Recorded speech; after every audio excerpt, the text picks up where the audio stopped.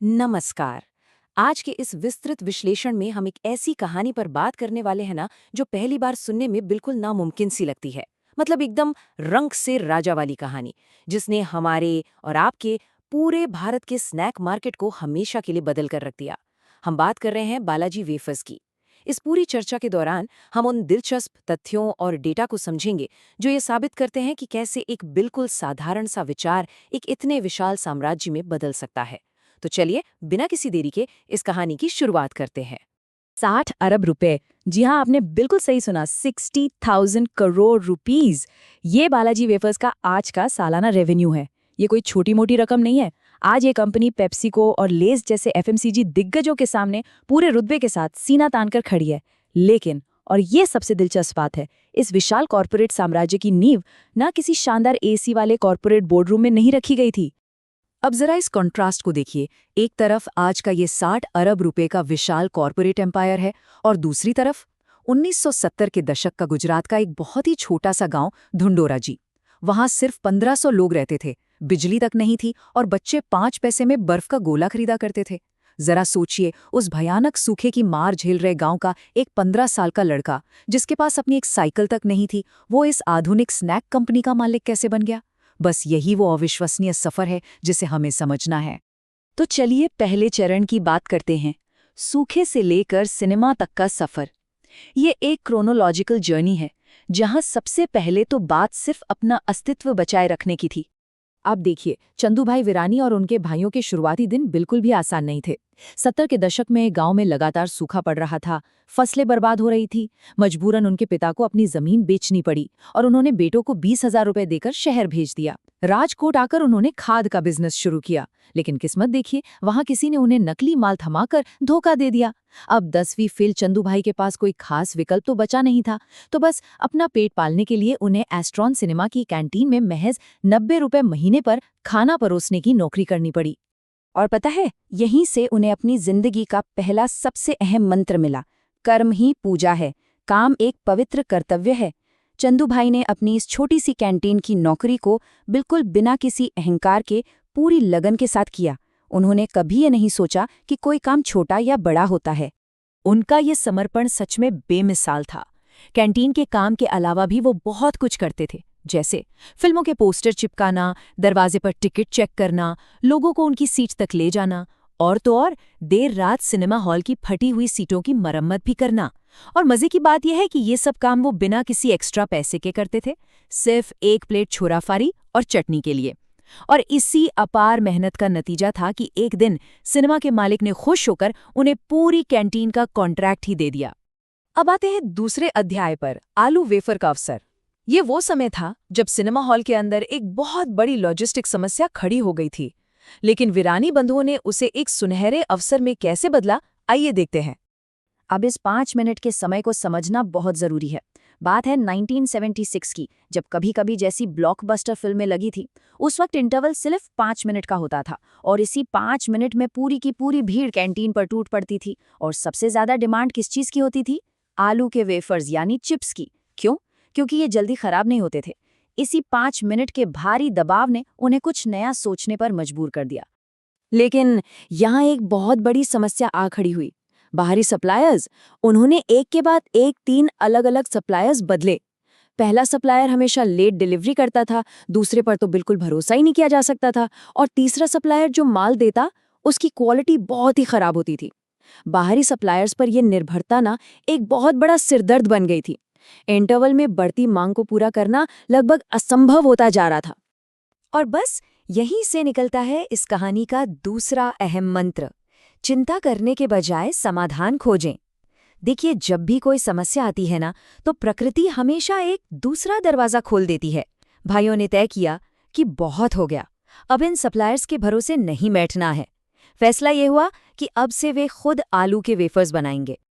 और यहाँ से शुरू होता है हमारा तीसरा चरण, एक छोटे से शेड से शुरुआत करके विस्तार करने का सफर।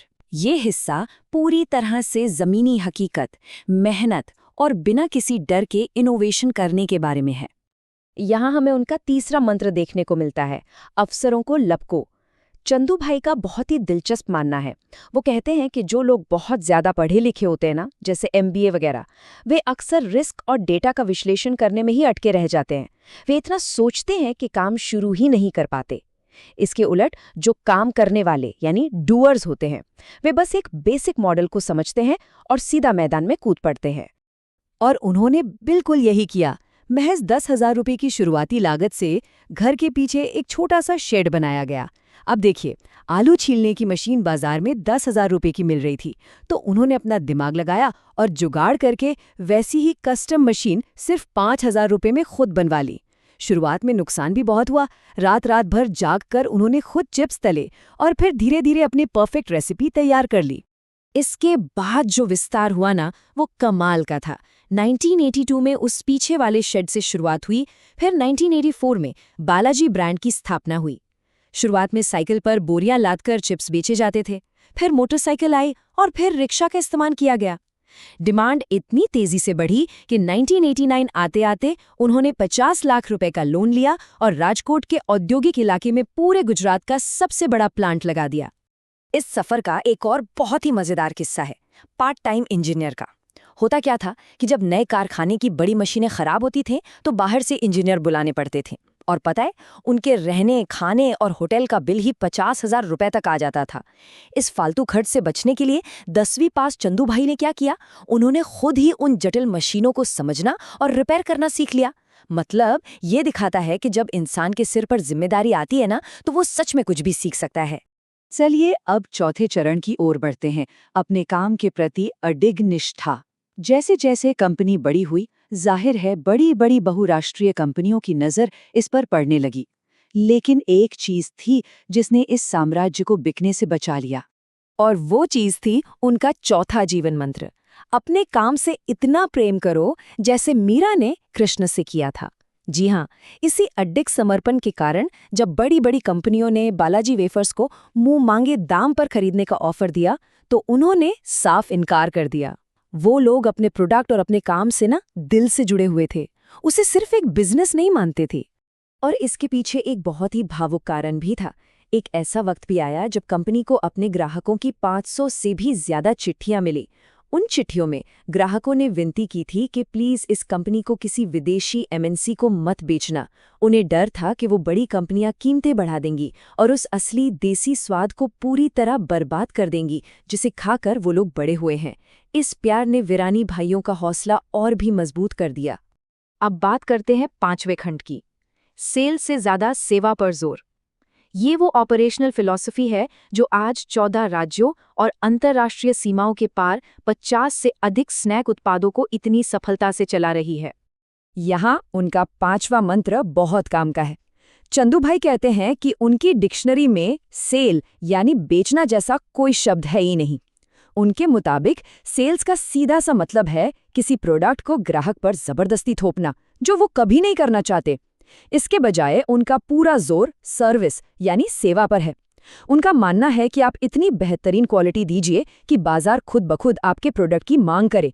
मतलब किसी को माल पुश मत करो, अपनी क्वालिटी से लोगों को पुल करो। और देखिए, इसी सेवा भाव से उन्होंने एक कितना विशाल इकोसिस्टम खड़ा कर दिया है। उनके पास 2000 वफादार सप्लायर्स हैं, जिनमें से 80% तो हमारे स्थानीय किसान ही हैं। उनके 7,000 कर्मचारियों के लिए कोई भी कठोर सेल्स टारगेट नहीं होता। डीलर्स के लिए बकायदा डिजिटल मैनेजमेंट सिस्टम बनाया गया है ताकि सबका काम आसानी से हो सके।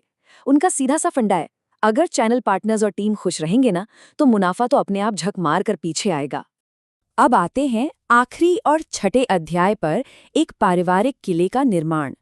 भारत में हम अक्सर देखते हैं कि बड़े पारिवारिक व्यवसाय आपसी झगड़ों में टूटकर बिखर जाते हैं, लेकिन बालाजी वेफर्स ने खुद को इस जाल से कैसे बचाया? इसका जवाब उनकी कॉर्पोरेट गवर्नेंस में छिपा है, जो महाभारत से नहीं बल्कि रामायण से प्रेरित है। हम सब जानते हैं कि महाभारत में लालच के कारण विनाश हुआ था, जबकि रामायण में करुणा और टीम वर्क ने सबको साथ बांधे रखा। उनका फलसफा बहुत दिलचस्प है। वो कहते हैं कि अगर परिवार का एक सदस्य हीरो यानी नंबर 1 है और बाकी 3 जीरो हैं, तो भी अगर वो तीनों जीरो उस हीरो के साथ सही जगह पर खड़े हो जाएं, तो वो मिलकर 1000 बन सकते हैं। एक टीम के रूप में एक दूसरे की कमियों को ढकना, बस यही उनकी सफलता का सबसे बड़ा राज है। बालाजी वेफर्स की ये पूरी चर्चा हमें सिखाती है कि शुरुआत भले ही कितनी भी छोटी क्यों न हो, लेकिन आपका विजन और आपकी लगन बहुत बड़ी होनी चाहिए। अब इस चर्चा को खत्म करते हुए एक बहुत ही अहम सवाल छोड़कर जा रहे हैं। जरा सोचिए, वर्तमान में ऐसा कौन से अविश्वसनीय अवसर हमारे और आपके सामने है जिसका बस बैठकर विश्लेषण करने और जरूरत से ज्यादा सोचने में हम अपना कीमती समय बर्बाद कर रहे हैं? क्या अब वो वक्त नहीं आ गया है कि बस बहुत हुआ सोचना, अब कुछ शुरुआत की जाए?